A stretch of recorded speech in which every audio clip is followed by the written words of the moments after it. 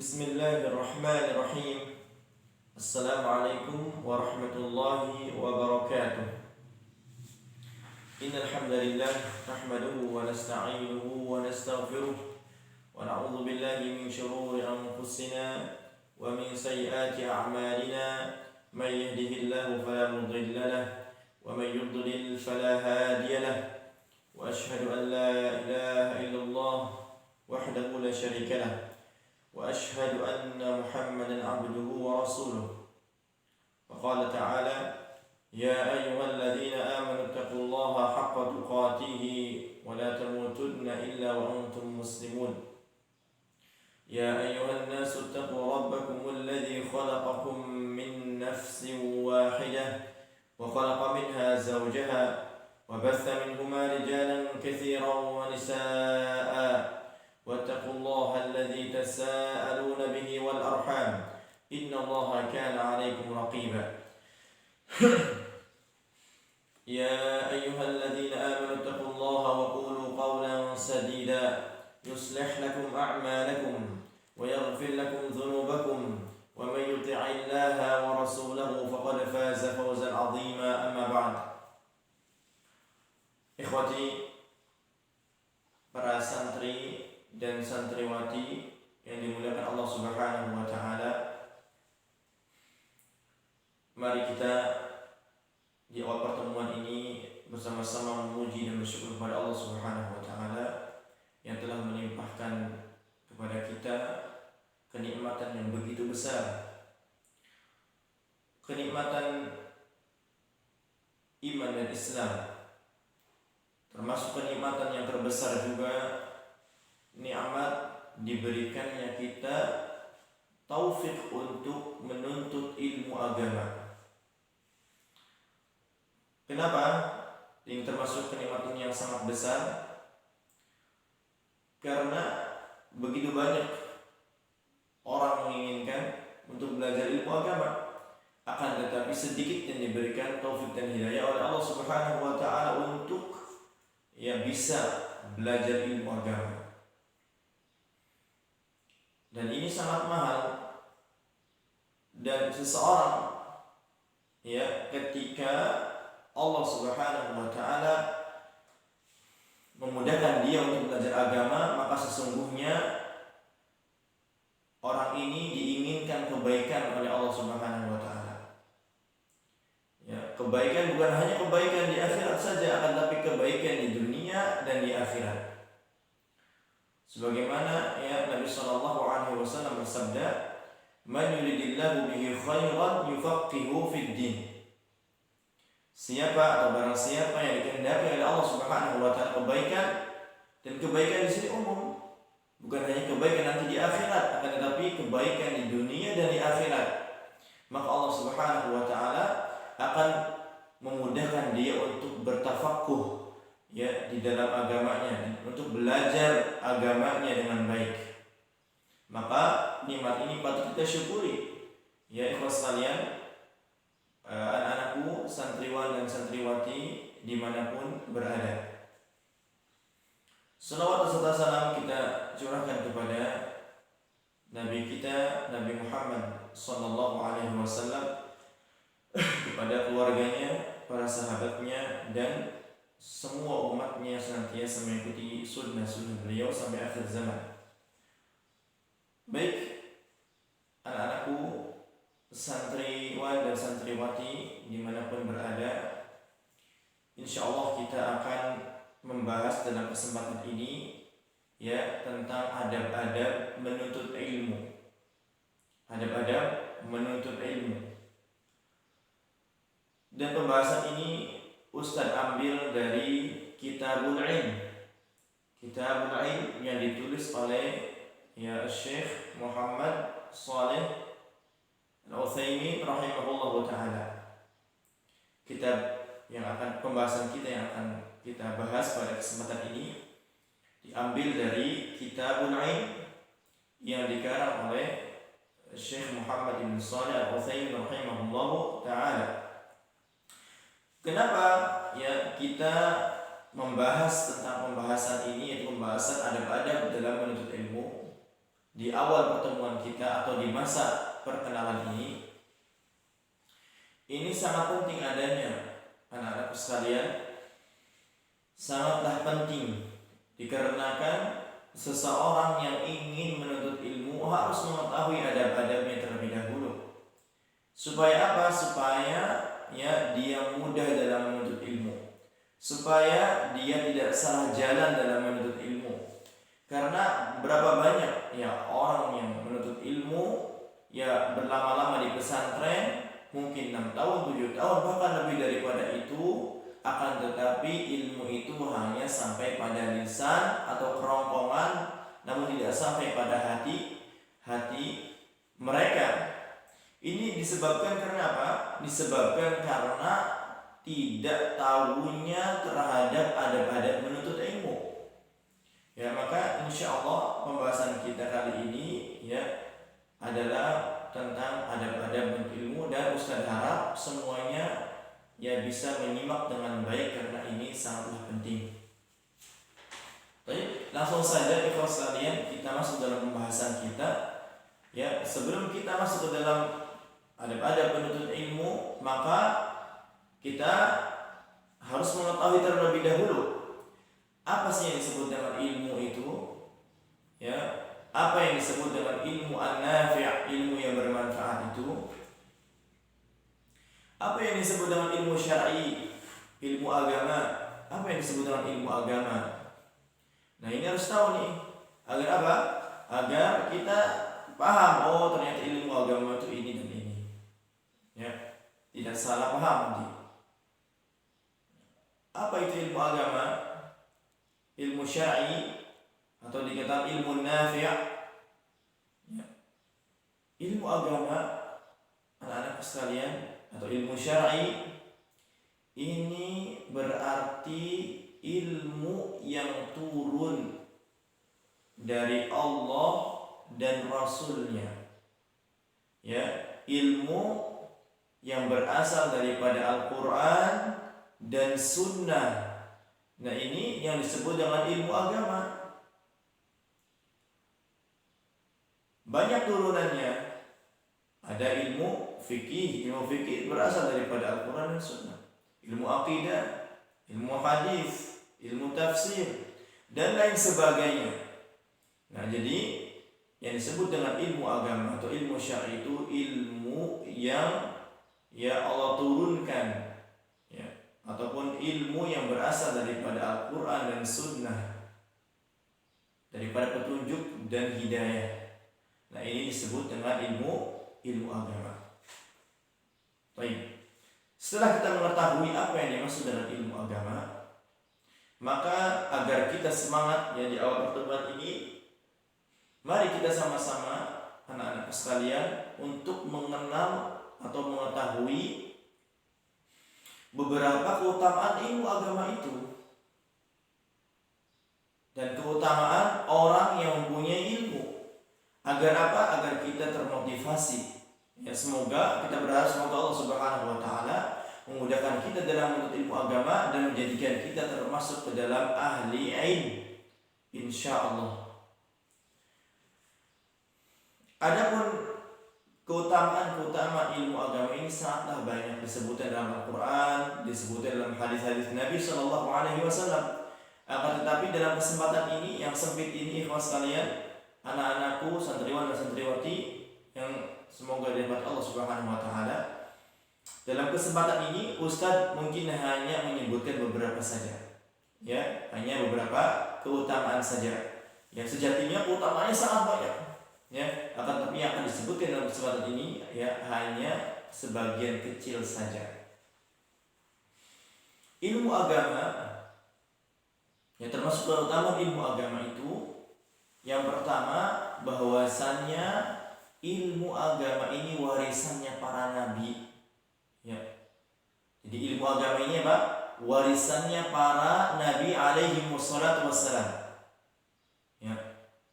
Masya Allah, warisan.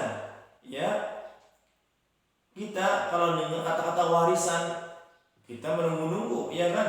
Sebagian orang bahkan menempuh jalan yang tidak baik untuk mendapatkan warisan itu. senang ketika mendapat warisan. Nah, apalagi warisan ini datangnya dari para nabi alaihi wassalam. Ya, tentu kita harus senang dan kita harus bahagia, bersyukur kepada Allah Subhanahu wa taala ya ketika kita belajar ilmu agama, kita mendapatkan ilmu agama, dan berarti dengan kata lain kita mendapatkan warisannya para nabi alaihi wassalam.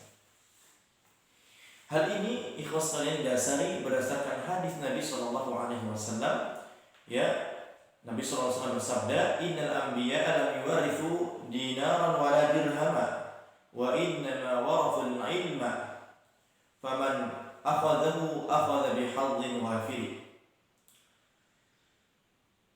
Sesungguhnya para nabi itu tidak mewariskan harta benda, tidak mewariskan dinar, tidak mewariskan dirham.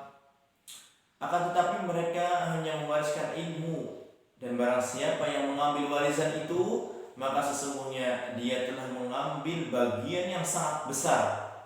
Coba ya, Masya Allah ya, sangat istimewa ya sekalian. Orang yang mendapatkan ilmu agama ini istimewa. Dia berarti ya telah mendapatkan warisannya para nabi. Semakin banyak dia mendapatkan ilmu agama, berarti semakin banyak dia mendapatkan warisannya para nabi alaihi wassalam. Masya Allah. Kemudian ikhwas sekalian, termasuk keutamaan ilmu, bahwasannya ilmu yang bermanfaat itu akan kekal adanya meskipun orang yang berilmu itu sudah meninggal dunia. Akan tetapi ya ilmu yang bermanfaat, al-ilmu nafi' ini akan kekal, sedangkan harta akan sirna. Ya, kita lihat orang mempunyai harta yang banyak, harta benda yang banyak, mobilnya banyak, rumahnya mewah di mana-mana. Akan tetapi ketika dia meninggal dunia, apakah semuanya dibawa di dalam kubur? Tentu tidak. Ya, enggak bakal dibawa sekalipun punya apa saja di dunia ini, misalnya. Lain dengan ilmu, orang yang berilmu, orang yang punya ilmu an-nafi, ilmu yang bermanfaat, maka ilmunya akan kekal sekalipun dia telah meninggal dunia. Ya, hal ini didasari oleh sabda Nabi sallallahu alaihi wasallam, ya, "Idza mata al-insanu aw idza mata ibnu Adam inqata'a 'amaluhu illa min thalath." Jika anak Adam atau manusia meninggal dunia, maka amalannya terputus illa min thalath, kecuali dari 3 perkara. Ya, yang pertama apa? Shadaqatin jariyatin. Yang pertama sedekah jariyah, amal jariyah. Ya. Yang kedua au ilmin yuntafa'u bihi, ilmu yang bermanfaat. Yang ketiga au waladin shalihin yad'u lahu, ataupun anak yang saleh yang apa? Yang mendoakan kedua orang tuanya.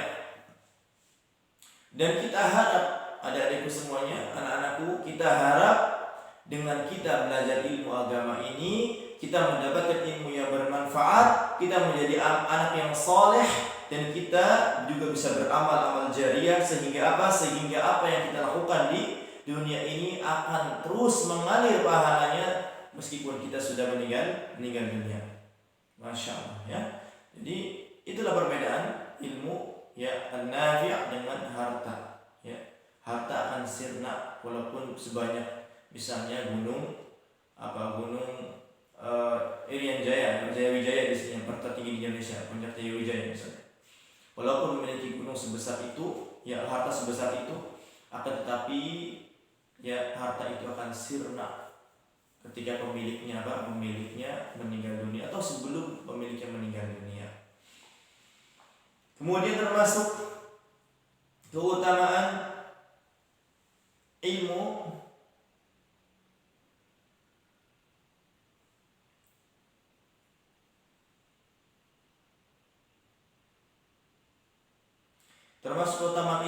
ikhwas sekalian, anak-anakku yang semoga dimuliakan Allah Subhanahu wa taala, bahwasanya ilmu itu ya mengantarkan pemiliknya, memudahkan kita untuk menuju surga Allah Subhanahu wa taala. Ya. Ilmu agama yang kita pelajari, orang yang mempelajari ilmu agama di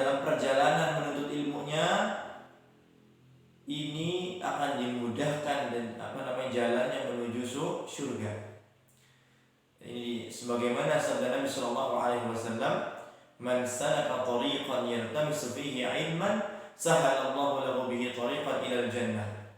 Ya, barang siapa yang berjalan untuk menuntut ilmu agama, maka Allah akan memudahkan jalan ini menuju apa? Menuju surga. Masya Allah.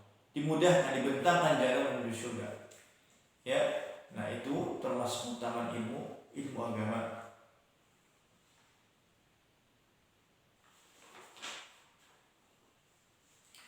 Termasuk keutamaan ilmu agama selanjutnya, ya, bahwasanya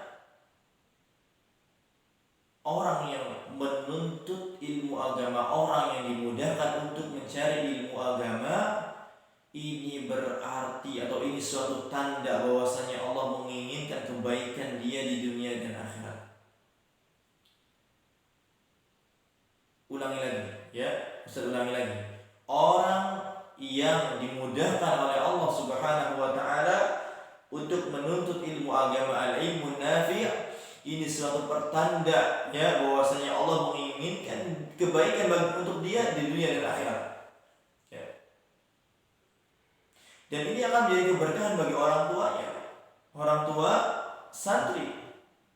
Makanya ini juga kami nasihatkan kepada orang tua santri, kepada bapak-bapak, ibu sekalian yang menyaksikan, menemani anaknya, ya, di dalam menyaksikan video ini. Tidak usah khawatir orang tua, ya, orang tua tidak usah khawatir seberapa biaya yang dia keluarkan, Allah menanggung rezekinya itu, ya, dan harta bendanya insya Allah akan menjadi berkah ketika apa? Ketika diinfakkan untuk membiayai anak-anak kita untuk sekolah, untuk menghafal Al-Quran. Nggak usah khawatir, ya, nggak usah apa? Mengeluh kesah. Ya, akan tetapi terus berikhtiar, berdoa kepada Allah Subhanahu wa taala dan maksimalkan usaha kita untuk mendidik anak-anak kita. Tidak pelit untuk menginfakkan, ya, di dalam jalan tadi apa namanya? Thalabul ilm. Insyaallah, ya, Allah menjamin itu, dan insyaallah itu menjadi berkah di dalam harta benda kita dan kehidupan kita. Nah, ini terbukti, ya, bukan hanya sekedar omong kosong. Ya, sebagaimana sabda Nabi sallallahu alaihi wasallam, "Man yuridillahu bihi khairan yufaqihu fid din." Barang siapa yang dikehendaki oleh Allah Subhanahu wa taala kebaikan, dan kebaikan ini umum di dunia dan di akhirat, maka Allah akan menjadikan orang itu faham terhadap agamanya. Makanya ikhwas sekalian, ya, berbahagialah santriwati berbahagia karena antum yang dimudahkan oleh Allah Subhanahu wa taala untuk mempelajari ilmu agama. Dan kemungkinan dan termasuk apa? Termasuk keutamaan, ya, ilmu dan ahli ilmu, Allah Subhanahu wa taala mengangkat derajatnya. Ya, Allah mengangkat derajat santri ataupun talibul ilm. Orang yang belajar, orang yang belajar ilmu agama ini, derajatnya akan diangkat, ya, oleh Allah Subhanahu wa taala di dunia ini dan di akhirat nanti. Derajatnya akan diangkat oleh Allah Subhanahu wa taala. Ya, sebagaimana firman Allah Subhanahu wa taala, "Yarfa'illahu alladziina aamanu minkum walladziina utul 'ilma darajat." Allah akan mengangkat derajatnya orang-orang yang beriman daripada kalian dan orang-orang yang diberikan ilmu oleh Allah Subhanahu wa taala beberapa derajat. Jadi bukan hanya satu derajat, tapi banyak, ya. Maka kita tidak menyaksikan ikhwas sekalian orang yang menghafal Al-Quran atau orang yang belajar ilmu agama, ya, itu menjadi orang yang direndahkan. Akan tetapi Allah angkat derajatnya ketika dia benar dalam menuntut ilmu agama. Catatan, ketika dia benar dalam ilmu agama dan dia mengamalkan apa yang dia pelajari, dan dia mengamalkan apa yang telah Allah dan Rasul sallallahu alaihi wasallam, ya, perintahkan ataupun anjurkan. Nah, akan diangkat derajatnya. Yang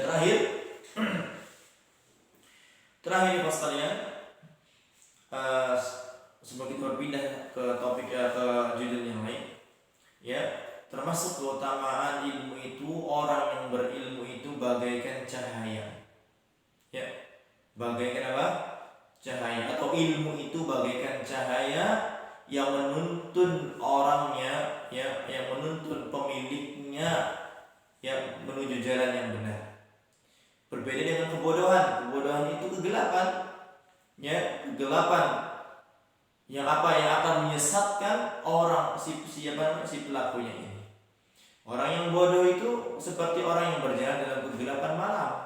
Ya, berbeda dengan orang yang berilmu. Orang yang berilmu itu berjalan, ya, dia seolah-olah dia berjalan di tengah jalan yang terang benderang, ya, tidak ragu-ragu dalam melangkah. Ya, adapun orang yang bodoh itu dia seakan-akan berjalan di kegelapan malam. Ya. Dia meraba-raba ketika berjalan. Ya, ketika menjalani kehidupan ini, orang yang bodoh itu meraba-raba, akan tapi orang yang berilmu itu tahu jalan, ya, terang di depannya.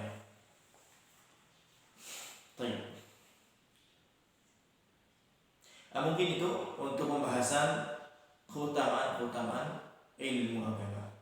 Ya, saudara rasa cukup. Nah, mohon difahami ya. Semoga ini bisa menjadi motivasi kita, para santri dan santriwan dan santriwati dimanapun berada. Ini sebagai motivasi kita, bahwasanya jalan yang kita ambil untuk masuk pesantren, belajar agama, menghafal Quran, ini adalah jalan yang baik. Ya, jalan yang baik dan awal yang baik. Ini adalah taufik dari Allah Subhanahu wa taala, ya, bahwasanya Allah sedang menginginkan kita dan keluarga kita kebaikan dunia dan akhirat. Kemudian tentang hukum mencari ilmu agama, ya, tentang hukum mencari ilmu agama. Hukum mencari ilmu agama hukumnya wajib, ya.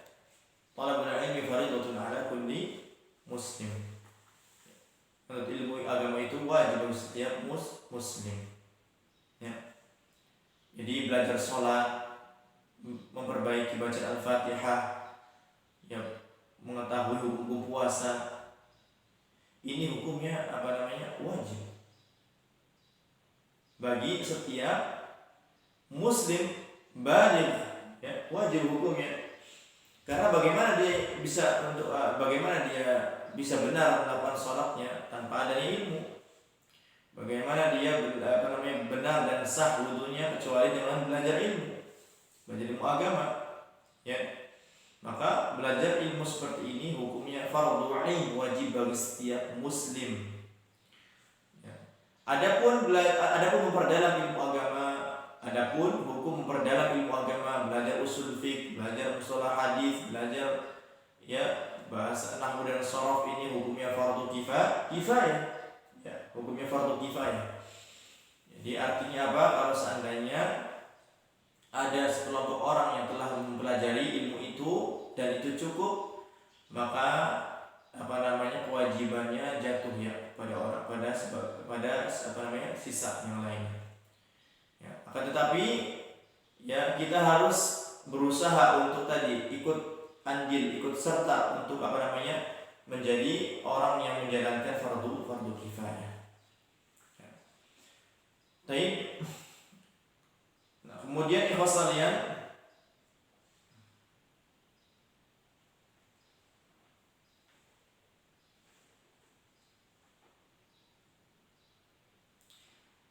kita lanjutkan pembahasan kita, ya, kita masuk ke dalam pembahasan adab-adab menuntut ilmu. Adab-adab menuntut ilmu. Ada beberapa adab-adab di dalam menuntut ilmu dan insyaallah sebagiannya akan kita sebutkan dalam pertemuan ini. Tidak semua, akan tetapi sebagiannya saja. Yang pertama, ya, ikhlasun niyyah lillahi azza wa jalla. Yang pertama dan paling utama adalah ikhlas. Di dalam menuntut ilmu ini ikhlas karena siapa? Karena Allah Subhanahu wa taala. Bukan karena hal-hal yang lain, bukan karena ingin keren-kerenan, bukan karena ingin mengharapkan ijazah, bukan karena ya paksaan bukan. Akan tetapi ya kita belajar di pesantren itu semata-mata ikhlas, mencari keridhaan Allah Subhanahu wa taala. Ya. Karena sejatinya menuntut ilmu itu ibadah. Menuntut ilmu agama itu ibadah. Maka ibadah tidak mungkin diterima kecuali apa? Dengan syarat ikhlas karena Allah Subhanahu wa taala, dan yang kedua ya harus dilandaskan tuntunan Al-Qur'an dan Sunnah. Ya, ini adalah syarat diterimanya ibadah. Dan menurut ilmu itu ibadah, maka harus dilandasi dengan keikhlasan, bukan karena hal-hal keduniaan yang lainnya. Makanya Allah Subhanahu wa taala berfirman, "Fa'lam annahu la ilaha illallah wastaghfir li dzambik." Ya, dalam ayat ini. Fa'lam annahu la ilaha illallah wastaghfir li dzambik. Allah memerintahkan kepada kita untuk mengetahui, berilmu. Ya, sebelum berkata dan berbuat, berilmu. Ya, fa'lam annahu la ilaha illallah wastaghfir li dzambik. Ya, sebelum berkata la ilaha illallah, ya, sebelum beristighfar, minta ampun, ibadah, ya harus didasari dengan ilmu. Ya, makanya Imam Al-Bukhari membuat suatu bab dalam Sahih Bukhari dengan babun al-ilmu qabla al-qawli wal amal. Bab ya ilmu, berilmu sebelum berkata dan berbuat. Nah, ini penting ya. Jadi ikhlas. Ini penting karena ini menentukan ikhlas kalian anak-anakku, ini menentukan keistiqomahan kita dalam ilmu. Ini menentukan kemudahan yang akan kita dapatkan dalam ilmu. Ya, ikhlas ini menentukan. Orang yang niatnya tidak ikhlas akan sulit untuk beristiqomah. Orang yang niatnya tidak ikhlas akan sulit untuk mendapatkan ilmu. Sulit. Maka ini poin pertama ini penting sekali dan ini menentukan ya seseorang dalam mendapatkan ilmu. Kemudian yang kedua, termasuk adab-adab di dalam menuntut ilmu, raf'ul jahli an nafsihi wa an ghairihi. Menghilangkan, niatkan juga dalam hati kita belajar ilmu itu untuk menghilangkan kejahilan dalam diri kita, ya, dan insyaallah kedepannya kita akan menghilangkan kejahilan atau kebodohan dari diri orang lain. Artinya apa?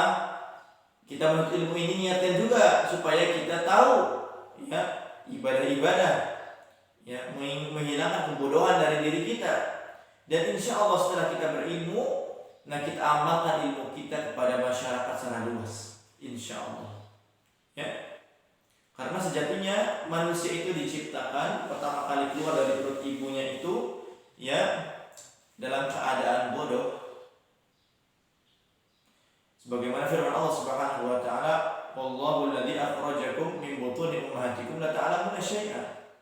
Ya, Allah Subhanahu wa taala yang telah mengeluarkan dari perut-perut ibu kalian tidak dalam keadaan kalian tidak mengetahui apa-apa, artinya tidak tahu, ya, bodoh, ya. Maka Allah Subhanahu wa taala memerintahkan kita untuk menuntut ilmu agar kita dapat menghilangkan kebodohan daripada diri kita, dan insyaallah akan diamalkan, ya, dan disebarkan ilmu itu kepada masyarakat secara luas, insyaallah. Kemudian adab yang ketiga, niatkan juga ketika kita menuntut ilmu syar'i, menuntut ilmu agama, mencari ilmu agama, niatkan juga semata-mata ingin membela syariat Allah Subhanahu wa taala. Ya, kita menuntut ilmu ini dalam rangka apa? Ingin membela syariat Allah Subhanahu wa taala, agama Allah Subhanahu wa taala. Ya. Karena ya agama ini, ikhwas kalian, ya butuh para pendekar-pendekar, ya para talibul ilm, para penuntut ilmu syar'i untuk apa? Untuk membela agama Allah Subhanahu wa taala. Untuk apa? Untuk membantah pemikiran-pemikiran yang sesat misalnya. Perlu. Ya, maka niatkan juga kita belajar ini untuk membela agama kita tercinta, yaitu Islam. Ya, adik-adikku. Dan kemudian ya termasuk adab di dalam menuntut ilmu,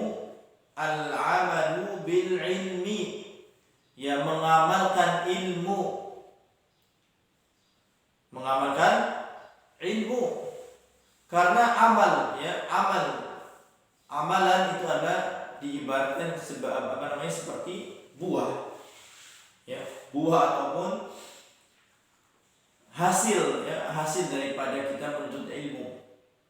Maka kalau seandainya seseorang itu dia mencari ilmu hanya untuk mengumpulkan pengetahuan yang banyak, ya, maka ini salah besar.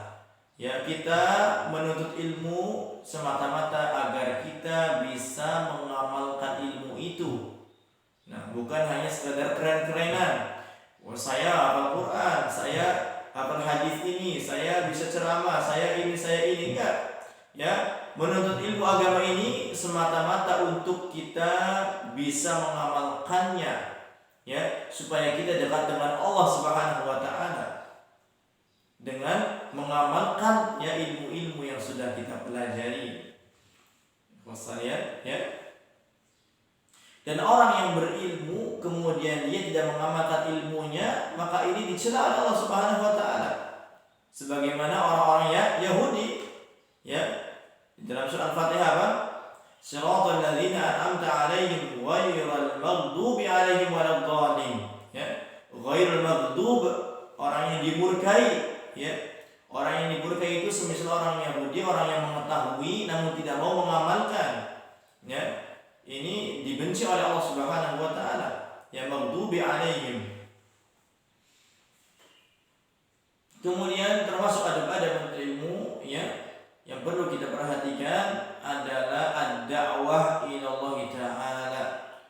Ya, untuk mendakwahkan ilmu kita supaya manusia ataupun orang-orang cinta terhadap agama Allah Subhanahu wa taala.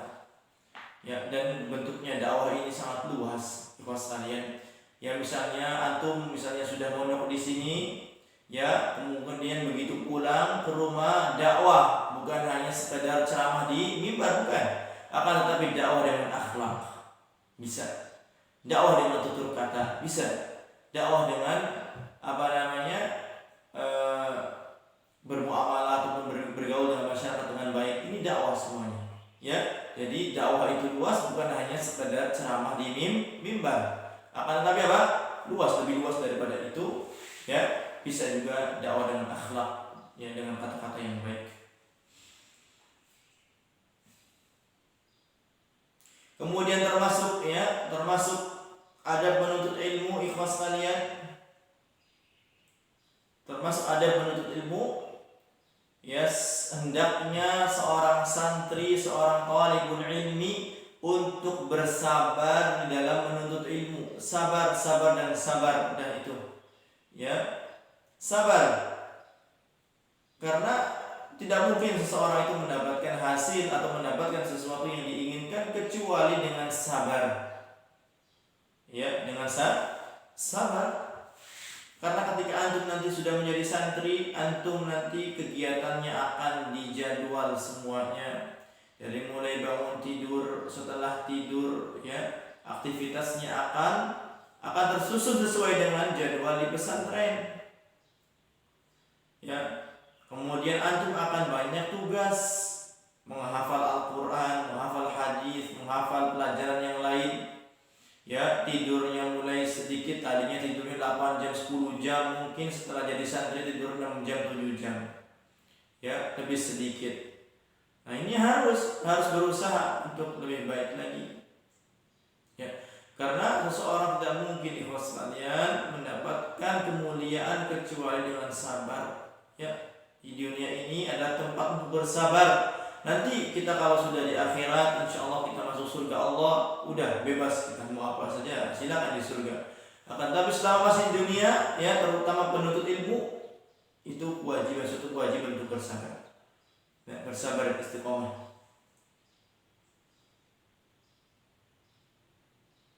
Bersabar. Nah, ini banyak kisah ya. Para ulama, kesabaran para ulama, banyak kisah. Ya, kesabaran para ulama dalam menuntut ilmu. Ya, antum kenal, ya, Ibnu Abbas atau enggak? Ya, Ibnu Abbas radhiyallahu taala anhuma. Ibnu Abbas Adik-adik semuanya, anak-anakku yang dimuliakan Allah Subhanahu wa taala, Ibnu Abbas itu anak pamannya Nabi sallallahu alaihi wasallam. Anak pamannya Nabi sallallahu alaihi wasallam. Berarti keponakannya, ya. Nah, pamannya Nabi namanya Abbas. Ini Ibnu Abbas, berarti anaknya Abbas. Ya. Nama aslinya Abdullah Ibnu Abbas radhiyallahu taala. Beliau dijuluki sebagai Habrul Ummah. Ya. Alimnya umat, ulamanya umat, ya. Karena begitu luas ilmu Abdullah bin Abbas. Kemudian Ibnu Abbas dijuluki juga dengan turjumanul Quran, terjemahannya Al-Quran. Ya, karena Ibnu Abbas pakar dalam ilmu tafsir dan ilmu Al-Quran yang lainnya. Ya, begitu luas. Padahal usianya dibandingkan sahabat yang lain, usianya termasuk usianya kecil, termasuk sigharus sahabat, termasuk sahabat yang kecil, bukan kibarus sahabat, bukan sahabat yang besar, bukan.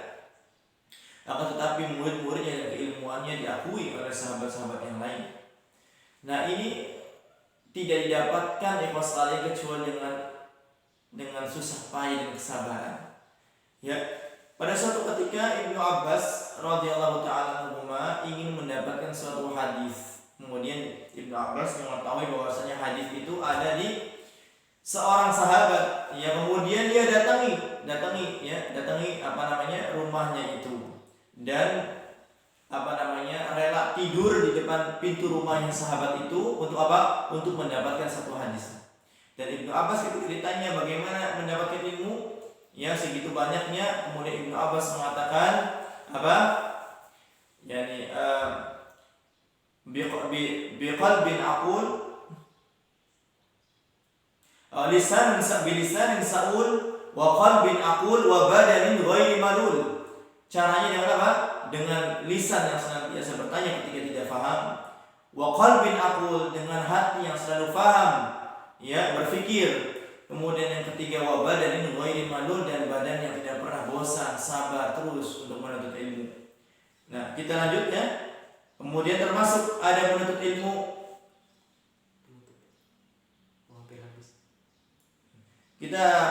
Termasuk ada menuntut ilmu yaitu memuliakan guru-guru.